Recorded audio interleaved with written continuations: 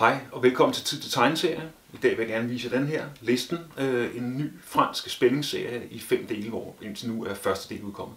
Lad os kigge nærmere på den.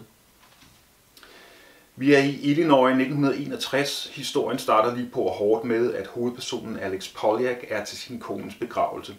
Hun er blevet dræbt i en bilulykke, og Alex står nu tilbage med sin søn Rob. Samme nat flygter han i ly af natten sammen med Rob. Ikke så meget fordi politiet har kastet deres interesse på ham, men fordi han ved, at seriemorderen Klovnen er efter ham. Alex er nemlig i besiddelse af en vigtig liste, som bliver omdrejningspunkt for historien.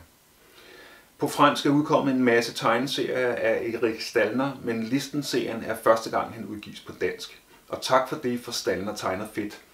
Det er semi-realistisk med masser af bevægelser og fremdrift. Hans layouts er behageligt afvekslende, og der er blandt andet en del serier, der fuldstændig bryder rammerne og går helt til papirets kant. Farvelægningen er inspireret og stemningsskabende, og miljøtegningerne af USA i de tidlige 60'ere er vildt flotte. Det er en spændende ny serie på dansk. I 5 dele. Foreløbig er første del udkommet. Anbefales.